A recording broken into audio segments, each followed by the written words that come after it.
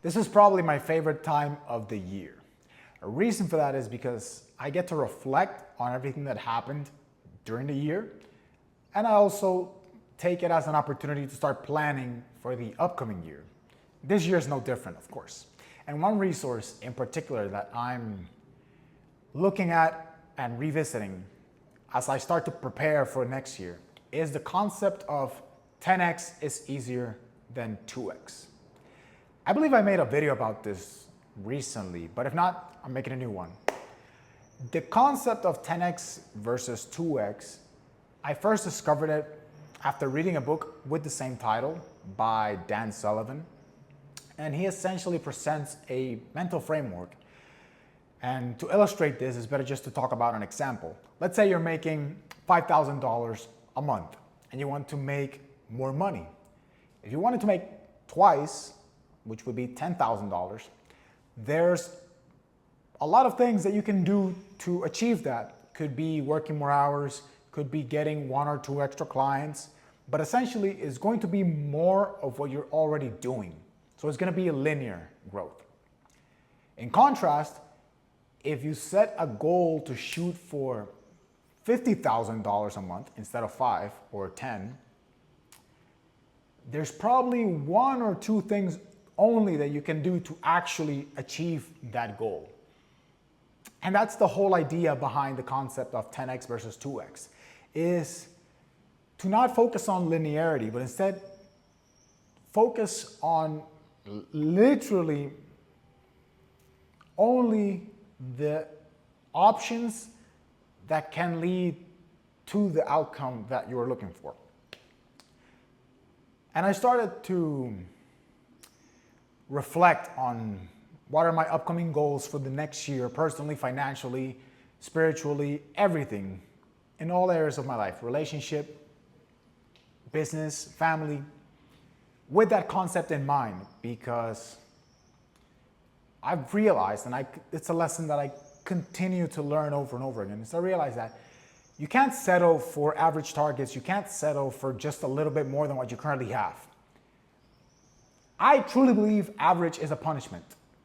It's better to be at the extremes, because life is enjoyed more when you are at either extreme, to be honest. Whether it's the poor extreme or the ultra successful extreme. Because if you're on the poor end, here, for example, in Colombia, the ultra poor, surprisingly, most of them, well, or maybe not surprisingly, but a lot of them have no worry, have no responsibilities, have no concerns, and they're pretty content with what little they have. And if you ask them, they live a pretty happy life. They don't need much to live. But of course, on the other end of the spectrum, when you're ultra successful, ultra wealthy, you get to experience a whole new level of reality that a lot of people can't really fathom. Which means if you're in the middle, you're fucked, basically. And that's where the majority of people are. With that in mind, I, of course, want to push towards the right side of the spectrum, let's call it, of the bell curve, and just shoot for the ultra successful, ultra abundant life, just to experience it. Because I've met people who live that life, and I know it's possible.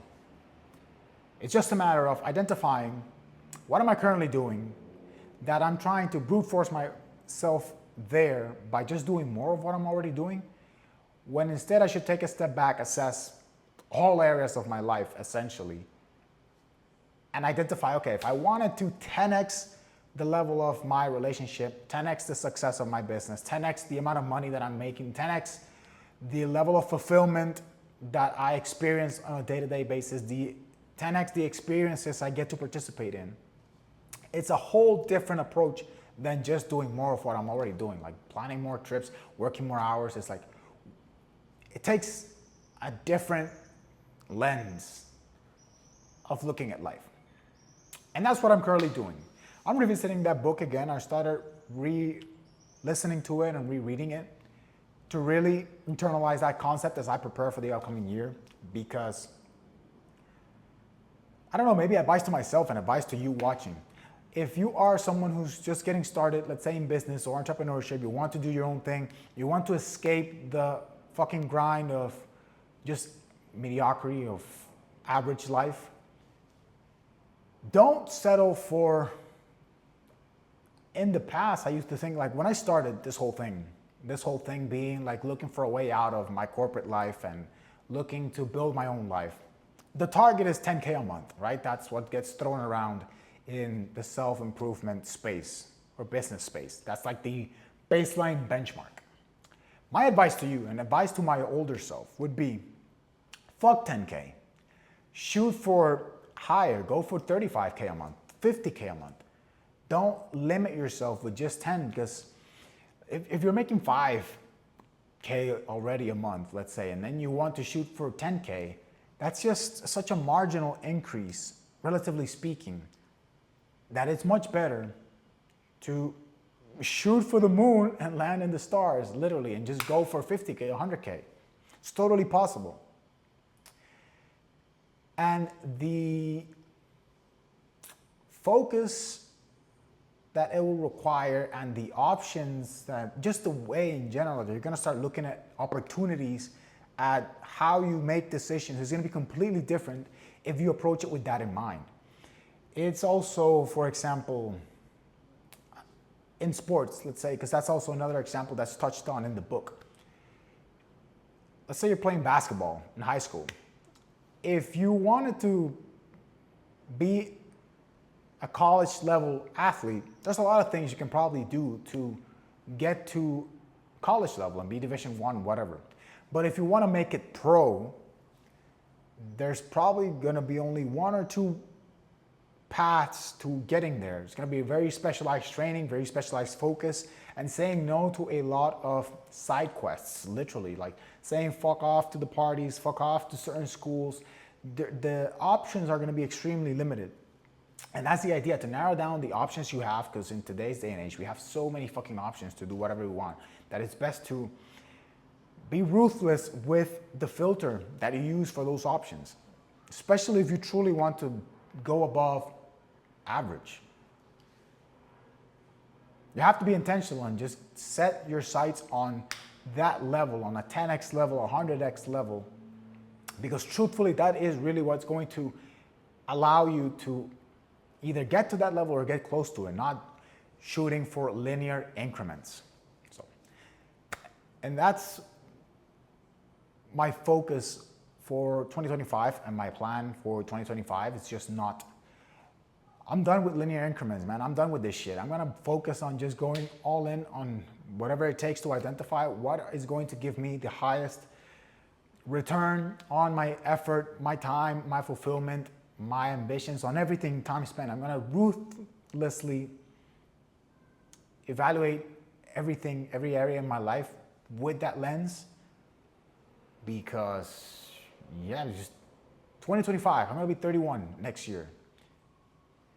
Time's ticking, literally. I had a conversation recently with my dad where he was telling me to, oh, don't stress yourself so much with time and yada yada, but the truth is, like, time doesn't stop, whether you're stressing about it or not, whether you're paying attention to it or not, whether you're being intentional about your life, about designing your life or not. Time doesn't give a fuck. The clock doesn't stop. Keep staring at it. It's gonna keep on ticking. And you have to make it count, because no one's gonna wake up and make it count for you. So, sharing this motivational message for anyone watching, for myself, make your next year the year. You have to. There's a bunch of videos like this that go out every single year.